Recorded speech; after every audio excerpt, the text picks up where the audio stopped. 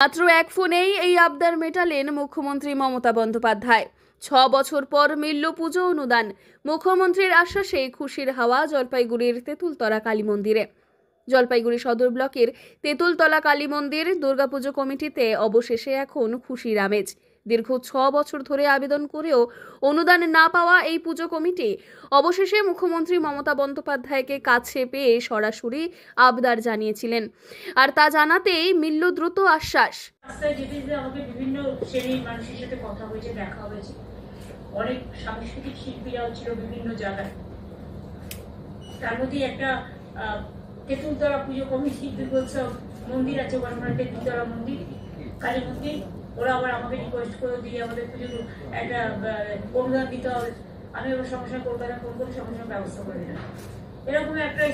গতকাল জলপাইগুড়ির এবিপিসি ময়দানে প্রশাসনিক সভায় অংশ নিতে আসেন মুখ্যমন্ত্রী। সেখানেই তেঁতুলতলা কালী মন্দিরের উদ্যোক্তারা মুখ্যমন্ত্রীকে অনুদানের অভাবের কথা জানালে তিনি দ্রুত ব্যবস্থা নেওয়ার নির্দেশ দেন। প্রশাসনিক বৈঠক শেষে উত্তরকন্যায় বসেই মুখ্যমন্ত্রী এই মন্দিরের জন্য অনুদান মঞ্জুর করেন। 2009 সাল থেকে শুরু হওয়া এই পুজো আজ এলাকার মানুষের একতার প্রতীক। শুধু পুজো নয়, সাংস্কৃতিক অনুষ্ঠান থেকে শুরু করে সমাজ কল্যাণমূলক কর্মকাণ্ডও রয়েছে এর অঙ্গ। কিন্তু অনুদান না মেলায় উদ্যোক্তাদের হতাশা দিন দিন বাড়ছিল। অবশেষে মুখ্যমন্ত্রীর আশ্বাসে নতুন করে উচ্ছ্বাস ছড়িয়ে পড়েছে। আপনার নাম? আমার নাম সুদীপ বোস। কোন তেঁতুলতলা কালী মন্দির ছোট পূজা সমিতি। আচ্ছা, গতকাল আমরা বহুদিনের প্রচেষ্টার জন্য চেষ্টা করে গত 5 থেকে 6 বছর ধরে চেষ্টা করে যাচ্ছি আমাদের এই যে সরকারি যে অনুদানটা পাওয়া যায়, ক্লাব কমিটি যারা পায়, আমরা অনেক সমস্ত ফর্মালিটিস মেনটেন করার পরও আমরা এগুলো পাচ্ছিলাম না। এটা আমাদের একটা পুরোপুরি একটা আফসোস বলেন, গ্রিভেন্স বলেন, সেগুলো ছিল।